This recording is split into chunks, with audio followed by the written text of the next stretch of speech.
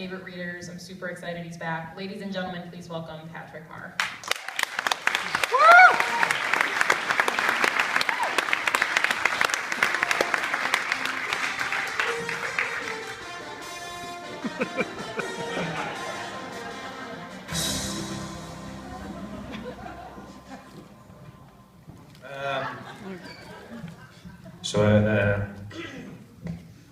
Akira's story is a story told by Kira that doesn't go anywhere.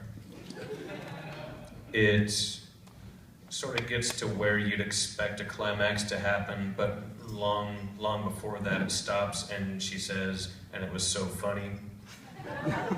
So this is Akira's story in loving memory of Kira.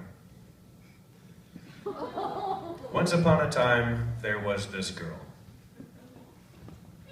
This girl was very pretty and cute and smart and funny, and she was nice, and people liked to talk to her too because she smiled a lot and she was just luminous and stuff. But she lived in Michigan, which is a town in Minnesota, so she turned herself into a comet and crash landed in Seattle with a big fat explosion sound that went like this: boom! From out of the dust and wreckage climbed this boy, and he was really mad at first because he had been busy trying to be lonely and depressed, and this girl had ruined it all. But then he saw that she was really hot and decided maybe it was okay not to be depressed. They became friends. They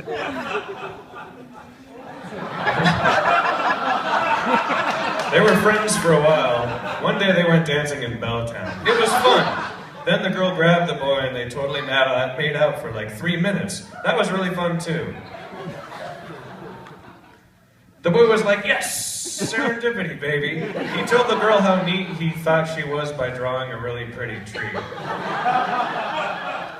Which she hated, so she broke up with him. Just before you go to the next picture, let me just soak in that sympathy. It was a long time ago, but still. Ha ha ha, only joking. She broke up with him because she had just crash landed in Seattle and really wasn't ready for like boys and kissing and commitment and trees and shit like that. That's okay, said the boy. I still think you're awfully nice. They became friends. For like a week, then they started making out again. Here's the thing of it, really. The girl and the boy thought each other were really, really neat, but they had trouble communicating about it because neat people had hurt them in the past. Oh, they were afraid of neat people. Okay, that makes sense. But they sure made a cute couple, even though they weren't technically a couple.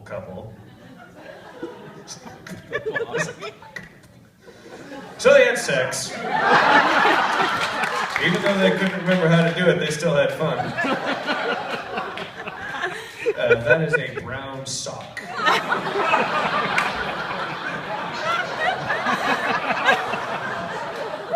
We weren't. Oh my God.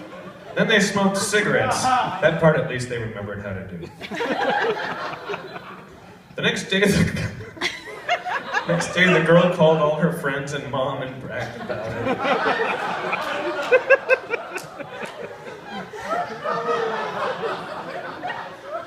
Or perhaps she just read a book. Actually, it's more likely she took a really, really long shower. But so anyway, they had become awful close, but being boyfriend-girlfriend-ish was really stressing them out. This is really hard work, they said.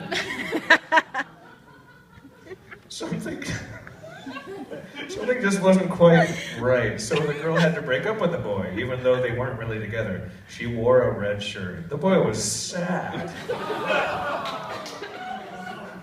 Fuck though, cried the boy. I still really care about the girl, and I'll be goddamned if I'm gonna let her slip out of my fucking life just because we can't make out anymore. So they became friends. And gosh, what friends they were. They went to the arcade and won tickets. They had milkshakes and sandwiches and soup. Saw movies. They drank beer with their friends, who were also nice people. Sometimes they even went dancing, just like back in the good old days. One night they had dinner at Old Spaghetti. They had lots of fun and talked for a long time about all kinds of different stuff. Then they realized that they never could have been this close to each other back when they were still making out. So one night they got in bed and made out. It was fun. The next day they were so confused, so they went to Woodinville to meet the boy's parents. His mom just loved the girl. Boy's mom had a horse. So the book I bought has like 50 pages and you have to draw on them all. So they were together again. Wait, really? The boy's mom had a horse, so they were together again. They went out and ate some seafood. Then they went to a big concert in a land far, far away. It was fun. Then they went to Enchanted Village to go on some rides. It was fun. There was this one guy who had a tattoo that said Ricky. They followed him because he was in front of them in the line. But something was wrong, and it made the boy sad because the comic girl had become the most important person in his life, and he didn't want to hurt her feelings. But he knew he couldn't be the boyfriend she deserved, so they became friends. For a while, things were hard and weird.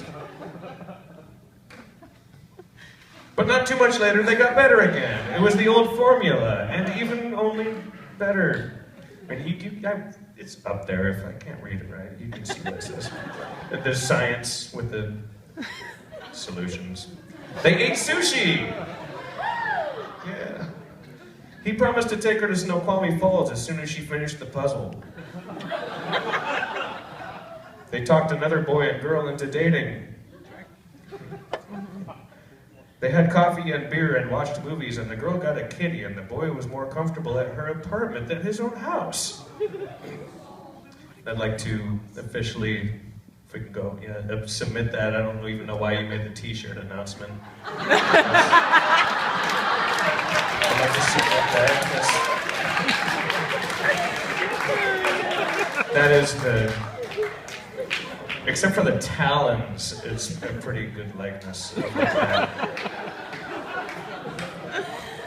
One night before the girl went to Michigan, the boy told her how important she was and how pleased he was that she had come to Seattle. And gosh, how far they'd come, really. And wasn't everything so much easier now? And how could he even make the week without her accent and her smile and her Kira stories and stuff? And wasn't it really serendipity after all? And she was like, you too. Now they watch as stupid shit happens to other people and they giggle. That is not a brown sock in that one. And then one day they did some more stuff and had a lot more adventures and stuff. And it was so funny. That's all. This is about the author.